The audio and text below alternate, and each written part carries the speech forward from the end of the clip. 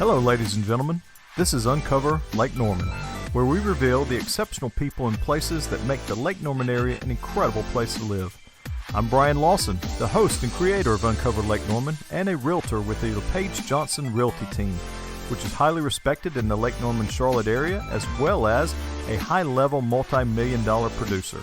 So, if you're relocating to the Lake Norman area, my team and I would be honored to serve you in any capacity that you may need. I can be reached at brian@uncoverlakenorman.com. That's Brian with a Y at uncoverlakenorman.com. All right, ladies and gentlemen, I am with Ben Morris today. Ben is the owner of mobileoilchanges.com. And Ben was born in, Ben, tell me where you were born at. Well, my parents moved around a lot when I was real little, but I was born in Pennsylvania. Okay. And then we lived in Ohio pretty briefly.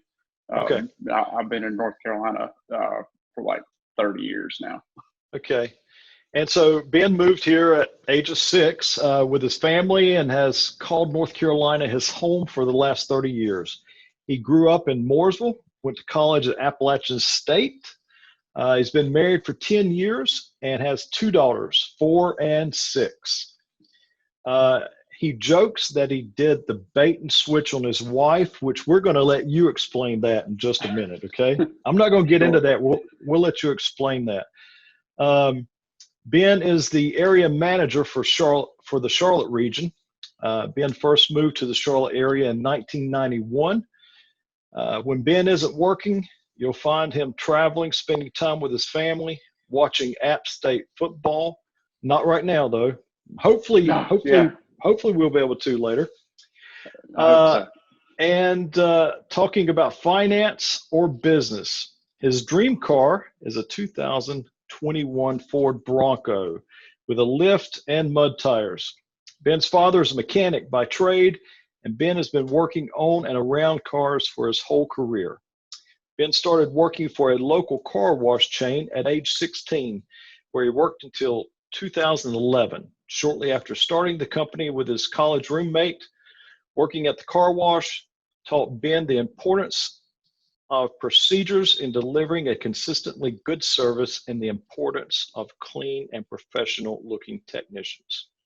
So let's go back up to the bait and switch first, okay? So tell me about the bait and switch with your wife. Well, we started dating and I had a stable job with a good company and, reasonable career prospects. And we had been married for about 2 months and I left my job and started this company. When we were dating, I had all kinds of spending money and I drove a BMW M3. And then after we had been married for 2 months, I left my job, sold the M3, and started a business that made in a year as much revenue as I made on a monthly check from my other company. So yeah, kind of tricked her on that one, and it's been a journey since then, but a good one. And how did she respond to that? Was she supportive or was she kind of hesitant? Yes, both. She was supportive and hesitant, but she, my wife is from Vietnam, so she was way cool with eating noodles all the time. Okay. Okay. And you mentioned also. Oh, go ahead. I was saying we ate ramen noodles, which is a big sacrifice for me. But she was like, "Yeah, this is fine. This is fine. What's the big deal?"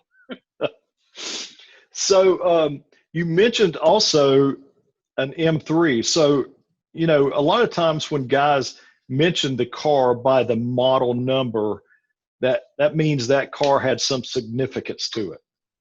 Oh yeah, so the M3 is kind of the high-end sports package on a BMW 3 Series basically. So a 3 Series is on the E46 body, or I had an E46 body, which is mine was a 2001, so it was that era of BMW, and the M3 is like their fancy model, I guess. Right, but But it was fast. the fact that you mentioned it though, was it hard? Was it hard to get rid of? Was that one of those things that was hard to part with? Very hard to part with, yeah. And it was hard to settle for. When we sold it, I bought a work van, which was a Chevy Astro van, and a 1994 Honda Civic that I paid $400 for. Okay. Okay. So your wife is from Vietnam. How did you guys meet? Oh, yeah, that's less exciting than people expect it to be. We met Is at it? church. Okay. Okay. Right. I expected a story like, well, I went over there and traveled and we met and we fell in love, came back. But Yeah, no, it we're wasn't. traveling. I've been there. I'm taking my third trip there at the end of this year. So Okay. we'll do some fun stuff this time. We usually just go see family, but this time we're gonna go to the beach and you know, do touristy stuff. Right. Good deal. Good deal. So I was reading through your bio here again too, and one of the things that you talked about, and I'd like to get to before we talk about the mobile oil change. You had one thing that you kind of finished up with, and it said that you worked at a car wash. That the working at the car wash taught Ben the importance and procedures of delivering a constantly good service and the importance of clean and professional looking technicians. So how did that shape what this business was to become? Well, we started as two guys who were, both of us worked at the car wash together, and we did the first few oil changes out of the back of my M3, and we did that to like learn the process and learn what we needed so that we could, when we were ready to really launch, we would have procedures in place, because without, somebody who's a good technician can kind of muddle their way through a lot of things, but Mm-hmm. One, at that point we weren't necessarily good technicians, so we needed procedures.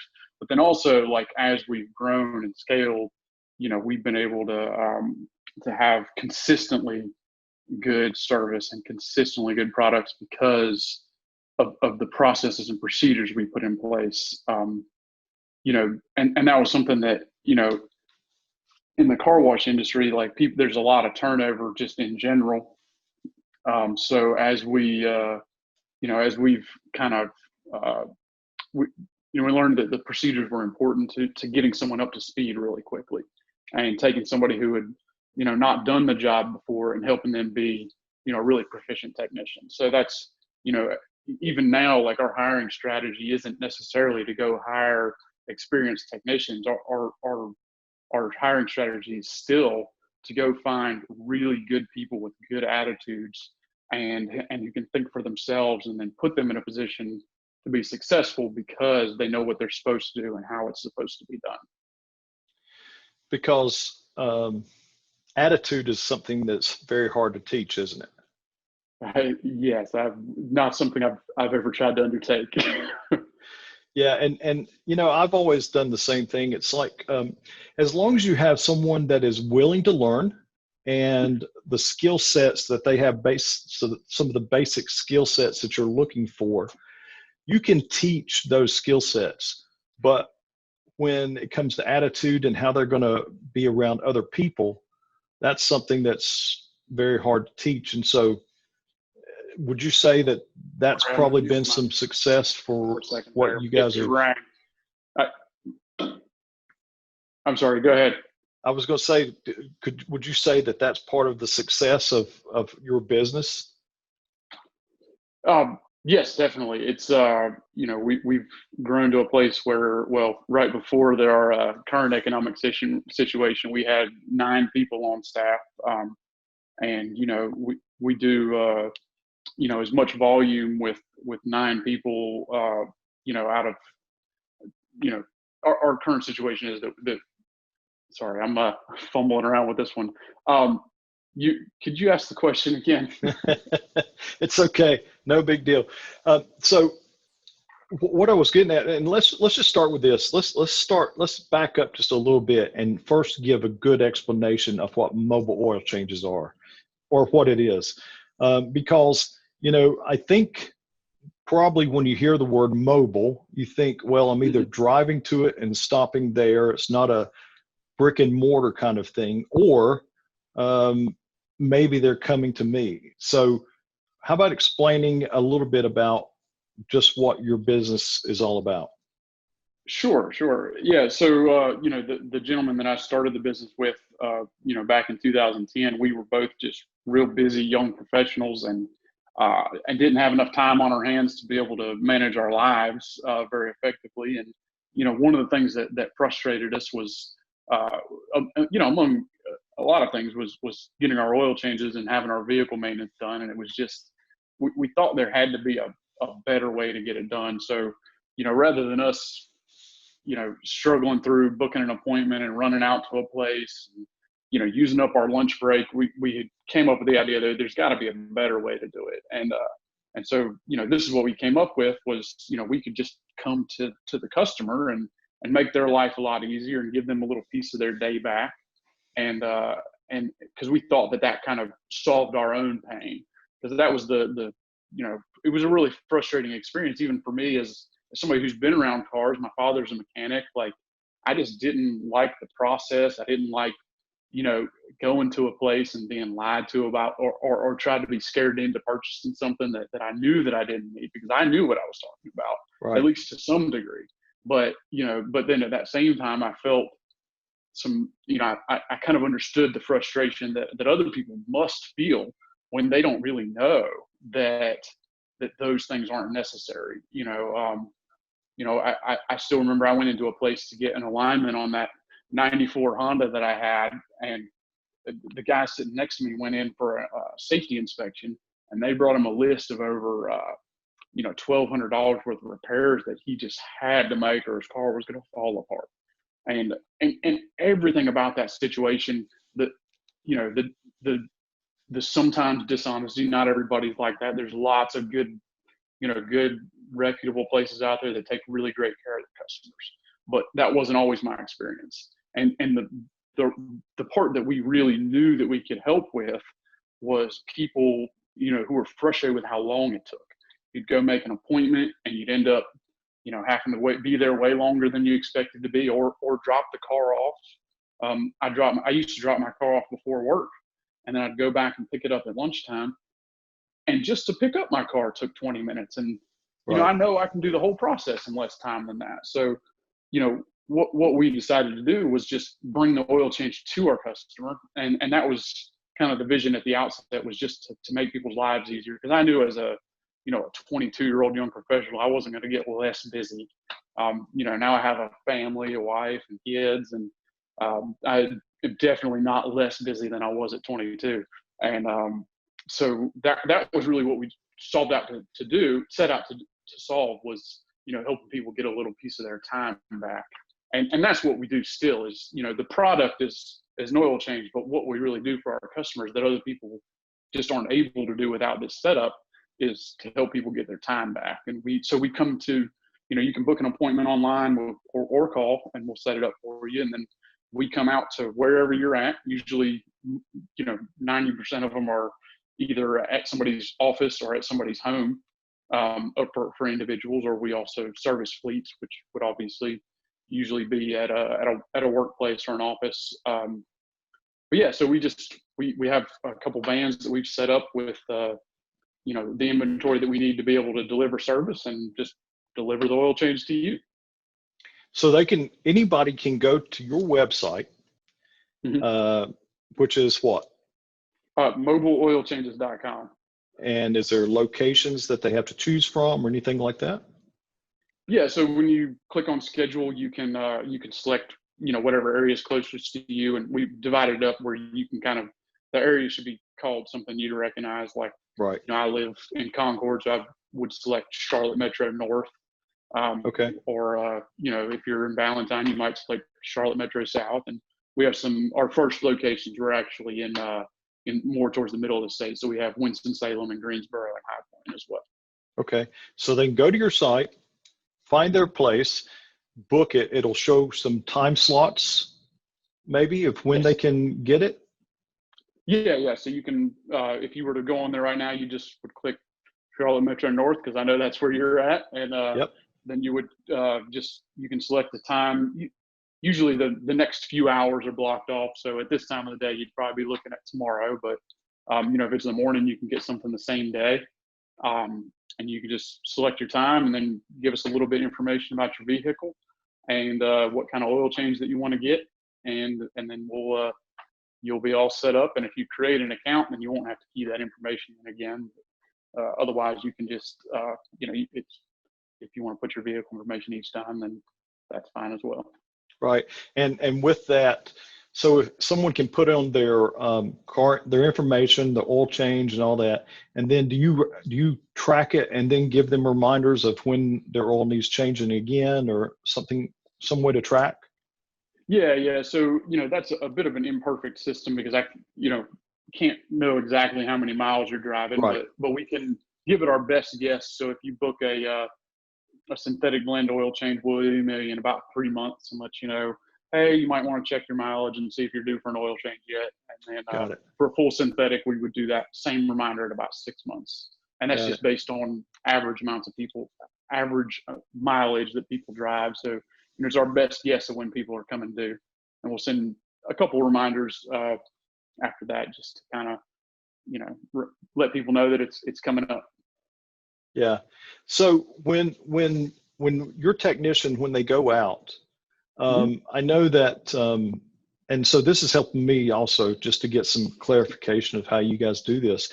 So Yeah. I know a lot of times, to pop the hood, you got to be inside the car to pop the hood. Do you guys need access to the inside of the car? What kind of access do you need? Yeah, we would always come and get the keys from the customer. So we would come and get your keys so that we can, we have to, yes, you're correct, open the hood, but we also will typically drive it up on ramps. And then also at the end of the oil change, we'll start the car. And then, as part of that process, we'll also, check the tread on your tires and, check all your air filters and just make sure everything's in good shape and top off your fluids and stuff. So, yeah, we do need the keys so we can, check over the car, but also to turn it on a couple times as a part of the process. And that was going to be my next question is, because when you go to a brick and mortar building and you get your oil changed, a lot of times, and like you said before, there's certain checks that happen, and a lot of times that's to upsell, right? To get more business while you're there. But do you guys give some kind of report as to what you find that, may need some attention to?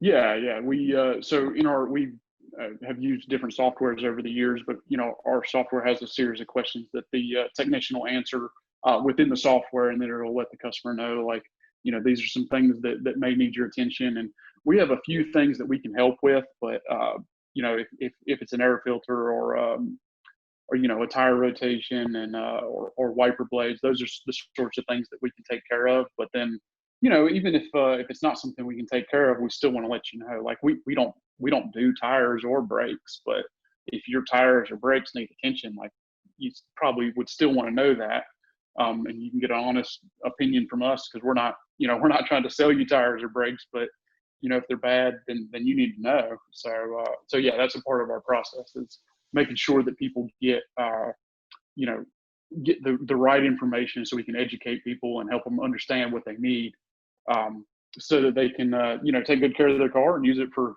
however long they want to use it for. Right.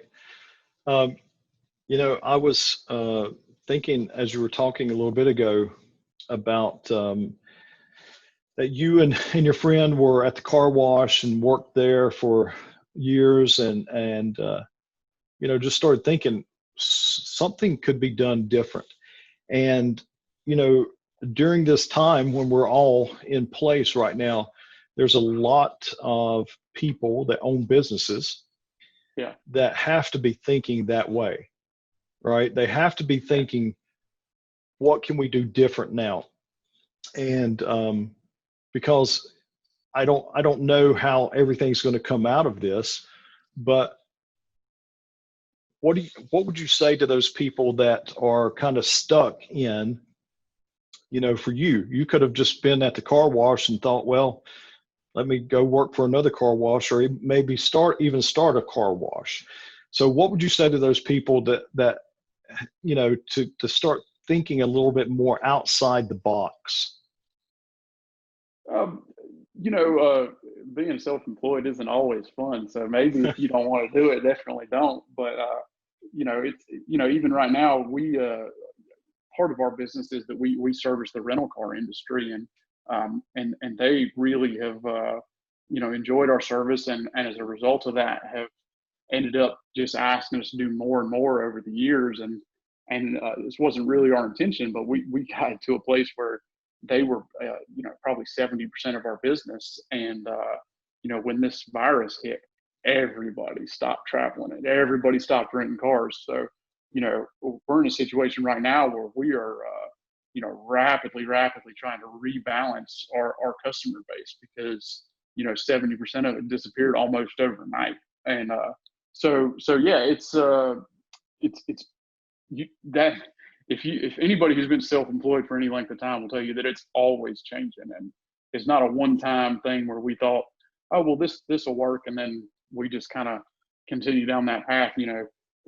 Any business that's gonna last, we're in our 10th year in business, and our business doesn't look anything like it did 10 years ago. Our first brand name was On Location Lubrication, and which wasn't necessarily a horrible name, but about half the people that I spoke to said, "Well, what do you guys do?" And we don't Right. get that question anymore. I Right. think most people understand what we do now, but Yeah. yeah, we've been, any business is constantly changing. And as a result of the virus, we changed our procedures. We were perfectly set up to be able to manage it, but we still had to tweak a couple things. So now we've asked, in light of our current circumstances, we've asked as many people as can to just pay ahead on a Right. credit card, and then we call when we're we all have GPS in our vehicles. So when it gets to a place where we're less than 5 minutes away, we call the customer and say, "Hey, we're going to be at your place in about 5 minutes. If you'd like, could you please just go set your keys in the front seat, and we'll that way we can keep our distance and keep our Right. customers and our employees safe." So yeah, I mean, Yeah. yeah, everybody's changing right now. You know we've been doing our share of that as well. But Right. yeah, it's that's you know the one constant right now, or the one constant always, is change. So So I think this is really important though for people to know, because um, you know there are some people that really struggle with change and mhm. don't know where to go to, right?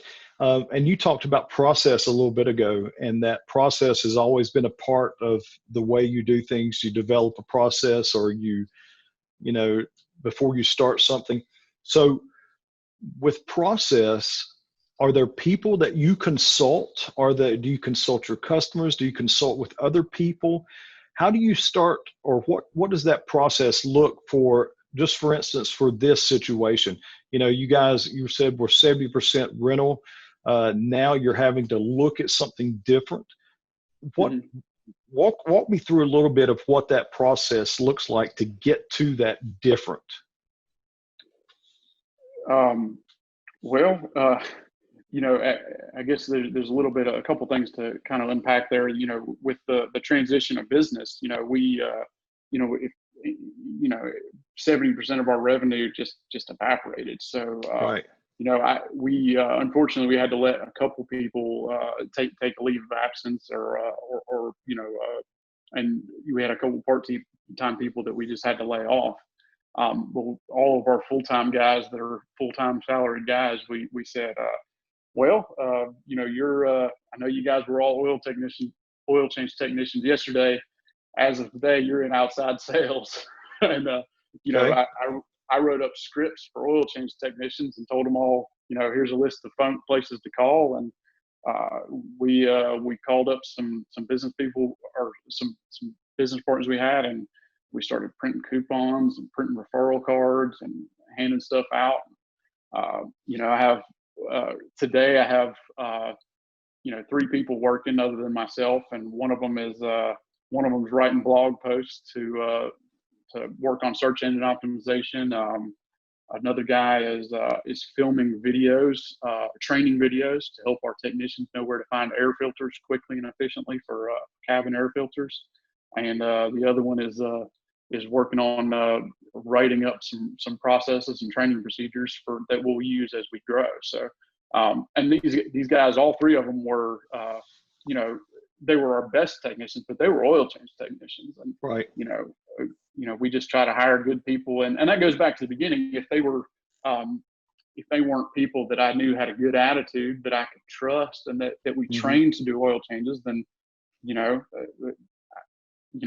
I was hiring for technical skill, I don't know if they'd have been able to make that transition. But all 3 of them are still producing value for the company every day, and this will come to an end sooner or later. I hope it's sooner, but when it does, we'll emerge at a stronger company that's ready to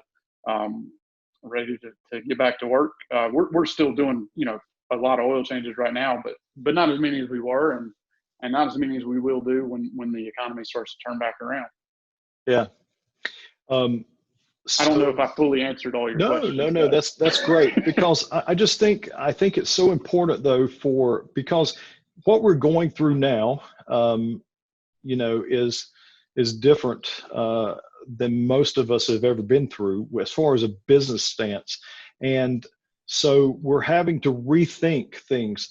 And a lot of times I think it may not be that severity of what it is right now, but there's always going to be times where we're going in one direction with business, and something changes, and we've got to be able to be fluid with that and respond to the situation rather than react and just freeze. But I think a lot of times, or sometimes, people just freeze and they don't know what to do. And so I think that process of being able to snap into that process is so important. Are there people in your life that has helped you with that kind of thinking? Oh, absolutely. I mean, I'm definitely, I believe in, I think that I'm smart enough to know that I'm not that smart. And so I make a habit of having people in my life that are, that can be a sounding board. I use, I have a business coach that I meet up with twice a month. And we go over, the good, the bad, the ugly, and how we're going to improve and what we're going to do to this month to be better than we were last month. That's something that I've always believed in. I have a formal relationship with a business coach now, but before I had a formal relationship with a business coach, I made we did informal masterminds. My brother-in-law owns a business, so we would meet up weekly for a long time before I had a formal relationship with a business coach. I met up with him every single week, and we would just, being an entrepreneur can sometimes be a bit lonely. So we would just meet up every single week and just talk about our problems, and whether it was, something going on outside of our control, or, something that's a, unique frustration this week, or whatever's going on. So that's something I do. And then, I guess a minute ago you had asked about processes and how we work on those. And usually what I do is I think I have this great idea. So I set this process in place, and I work through it and get it all perfect. And then I have my wife go through it and say, hey, can you just follow the instructions on here? And if you can do it, then I know it's good.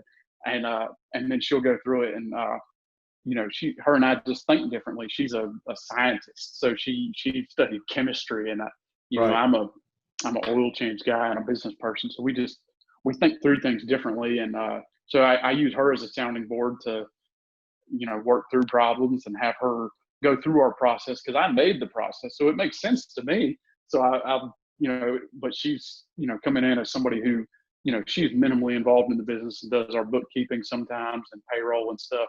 But she doesn't she doesn't help us develop procedures. So when I show her something new, I'm like, I have her read through it and, could you do this? And, or if it's something that we're going to give to a customer, I'd say, hey, this, we just recently came out with a referral program. I gave her the card and I was like, can you follow the instructions on this card and do everything that you're supposed to do? And she got about a third of the way through the process. And I just like, I've obviously got more work to do on this to make it clear. And so, yeah, that's, there's a lot of different people that I use to kind of work on procedures and processes and to help me stay agile and to come up with ideas that I don't have. And, and actually we do, another major source of that stuff is, my employees, because they're, I can only change so much oil and, that's a pretty low ceiling. So, we try really hard to hire, excellent people that can become excellent technicians. Right. And that's critical, because they'll come up with ideas. We, at the beginning of this virus, we started, I had a backlog of things I needed to do. So the first 2 weeks, like we had so much to do, just getting caught up. And then as we exhausted that big backlog of things that were all on my plate, and they helped me burn through that, we had 4 people working on one person's work. So we got it done, inside of 2 weeks. We finished everything that I had on my plate. And we were like, well, we're not going to stop. You guys still want a paycheck, and, we've got to find a way to, contribute value. So every day we had a 9 a.m. call, and we said, we had 4 things that we just talked about every day. We said, hey, I need you to tell me one way that you tried to generate business for the company. And I need you to tell me one way that you are trying to be awesome for our community right now. And one prospect that we need to be calling, and one way that you are personally improving through this time.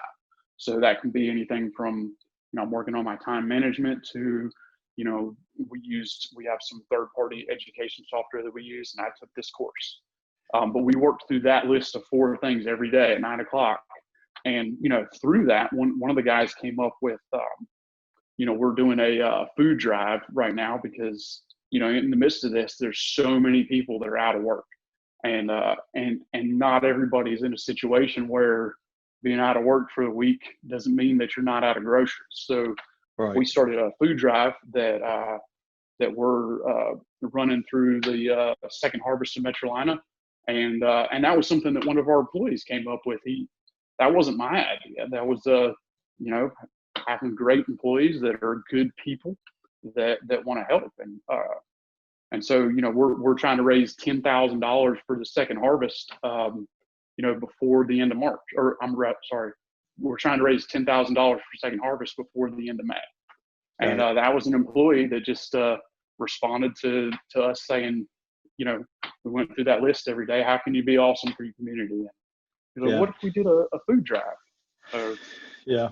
And I think, that gets back around to that whole thing about being innovative, right? Because as we talked about before, where do you reach out to? So you are reaching out to your employees because through those meetings, they're giving you stuff. And another thing that does is when you have your employees and you're asking for their input, it shows that they're valuable to you.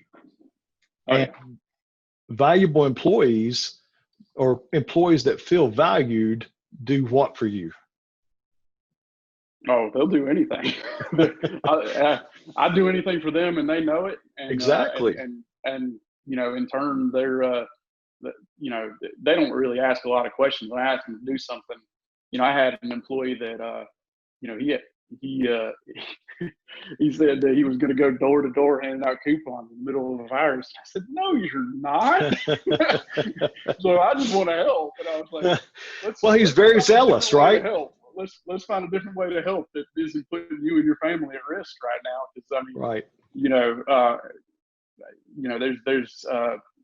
There's a lot of opinions about the virus, but there's real people. No matter how you look at it, there's real people that are suffering. And yes. And I don't want any part of contributing to that by my employees going door to Right. door, but that was what he wanted to do because he's all in. Right. Right. So we, So we found another way.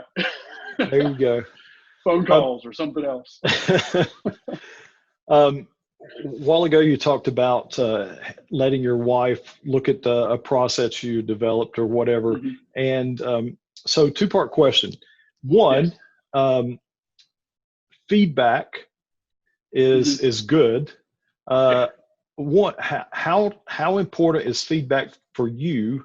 And two, has feedback always been important to you, and how have you grown? Oh, so uh, how is how have we grown from feedback? And what was the Yeah. first part of that? Well, how much of feedback is part of your life, as far as it doesn't necessarily have to do with business, but in Mhm. relationship, in business, in other things, parenting. How important is feedback to you? My kids don't get a vote.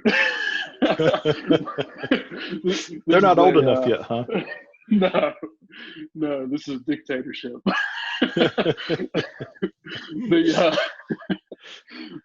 the they're 4 and 6, so that they don't get their voting rights Okay. for a number of years more. But so no, feedback though is is super important. Like I said, you know, I try real hard to learn as much as I can, but I think that you can be most effective when you realize that you don't know everything, and that be willing to listen to people. And it's, we've had ideas that like I said, one of my employees wanted to go door to door right now, and I was like, Yeah. that's maybe not some advice that we're going to take. But then somebody else came up with the idea of a food drive, and you know it was real easy to get everybody to jump on board for that, Right. because I, I mean, what doesn't feel good about helping people, even though, like, our business is down substantially, and but at the same time I still live indoors and there's food in my fridge. um, Right. so, I But count myself blessed. But so yeah, feedback though was your yeah, was your question. I guess I'm trying to think through that. So obviously you've got a coach, right? mhm, So yes, so you seek after that professional relationship to get mhm, feedback. yeah, You go to your wife and mhm, give her this process, and hey, tell me what you think about it. So you're asking for feedback. So it must be important. Has it always been important to you? Or is yeah. I there a mean, time when something changed to where you started growing in more into that? no, I mean, feedback is always. I guess I'm a pretty simple guy, and I just think that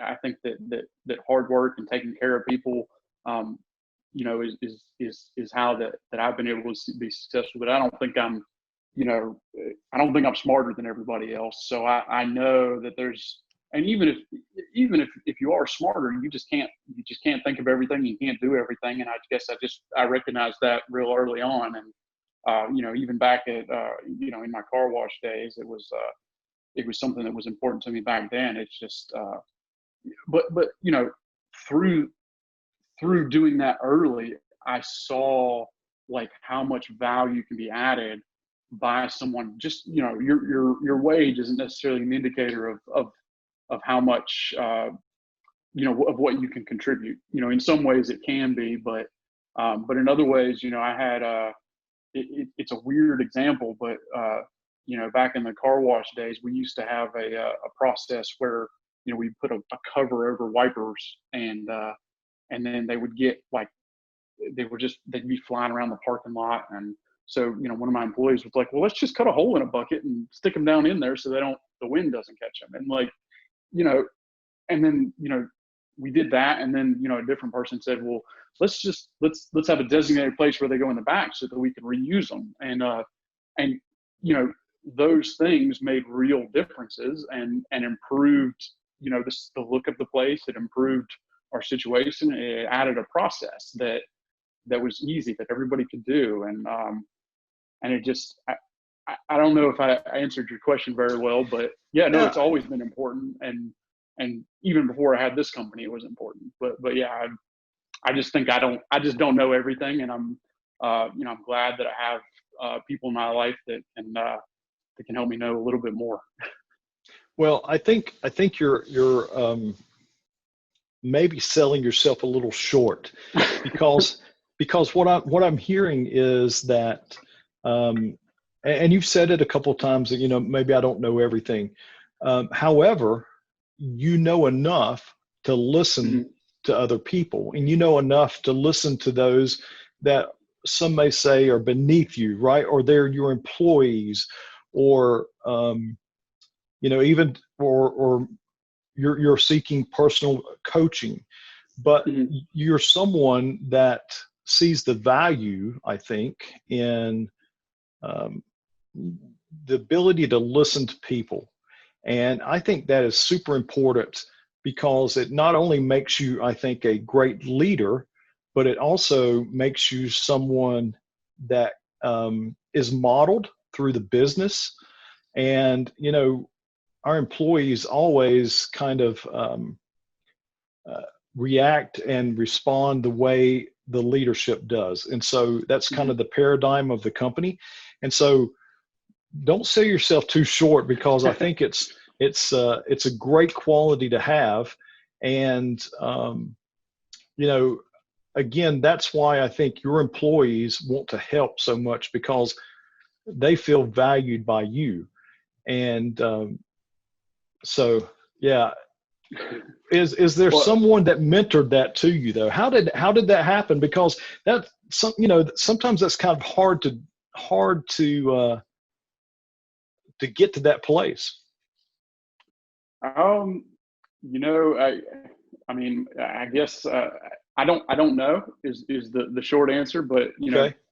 I have real good parents that taught me from a young age that that hard work is you know if you're willing to work hard and you can have a good attitude and you're willing to learn and you're willing to put a lot of effort into learning, then there's not a lot of limits on what you can accomplish. And um, but at the same time, like I wasn't a horrible student, but I wasn't the valedictorian of my school. But I knew that I could work harder than everybody else, and even if I wasn't smarter than everybody, I think that you know not a lot is reliant purely on your intellect if you're willing to work for it. Because you know when I started in any number of things, you never start out an expert. You always start out new at it. So um, I guess I just know I don't have all the answers. And I didn't I, I've actually probably rarely been the most experienced oil change person in our company. My father's a mechanic, but those things aren't hereditary.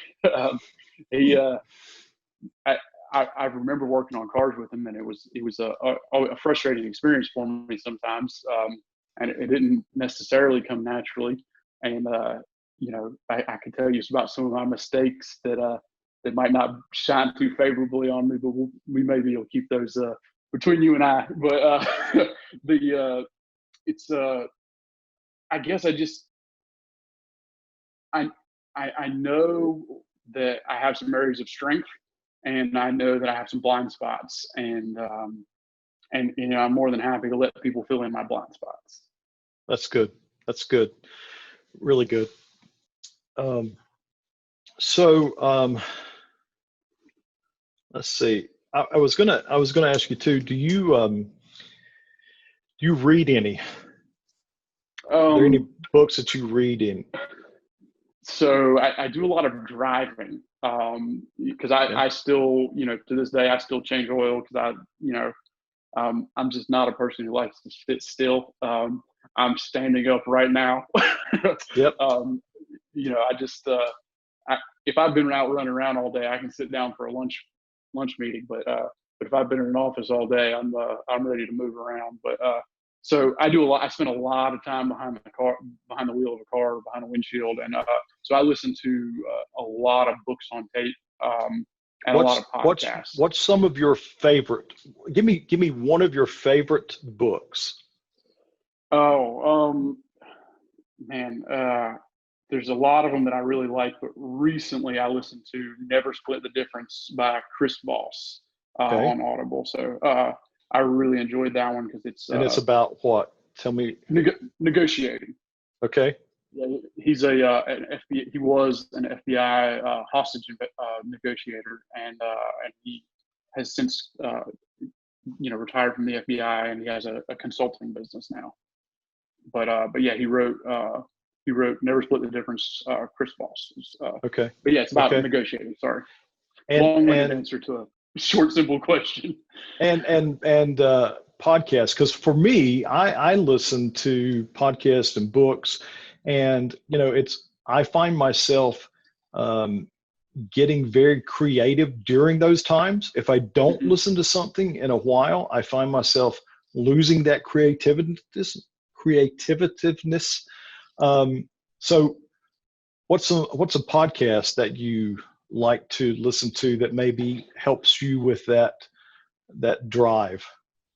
So there's the podcasts are probably a little more narrow in focus. So I've listened to a few of them over time.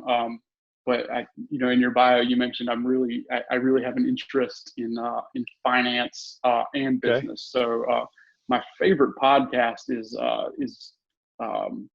Bigger Pockets Money. So it's an investing and financial independence type podcast where they just go through stories and different best practices and stuff. So it's that the podcasts are almost exclusively about finance, right? Because I'm a bit of a geek about that. Okay. All right. So last thing, and we'll wrap up, and that is most of us have been cramped in our house, and we haven't ate out anywhere for a long time, right? And we've been thinking about those different places that we might want to go eat when everything's lifted. And so I'm sure a lot of people have that in mind, where I'm going to go eat, take the family or go eat after we get done. Where's your place? Ooh, man, I am really fortunate that my wife is a good cook. So we eat at home a lot, but because she's Vietnamese, she cooks a lot of Vietnamese food, some American food too. Right. But I've been eating a lot of Vietnamese food and Asian food and too much rice lately. So, it's not a restaurant, but the guy, so a really good friend of mine is the owner of a restaurant, and I love to go over to their house because he is the best on a grill. So no, I want to go over to my buddy's house. He owns Sogo Japanese Steakhouse in Concord, but I want to go to his house. Okay. Does that count? Yeah, that counts. Yeah, that counts. He is a magician on a grill. The food is so good. But their food at their steakhouse is excellent too, and I've been there, and it is very good. And even though I said I'm tired of Asian food, I would still go to his restaurant. My second choice would probably be Midwood Steakhouse. Their brisket is amazing. Yep. Yeah. I just got a pellet grill this week, and yesterday was the inaugural cook with a whole turkey and a Boston buck. No, man. Maybe I just need to go over to your house. Well, Ben, listen, it's been great to have you on today with Uncover Lake Norman, and we'll have to get back together soon and learn more about each other, learn more about what we do, and we'll see how that goes. All right. Well, thanks for having me on. It was good talking with you. Yes, sir. Have a good one, Ben. Take care. All right. Take care. You too. You too. Hey, guys. Thank you for sharing your time with me today on another episode of Uncover Lake Norman. And again, if you have any real estate needs, get in touch with me. I'll make it happen for you.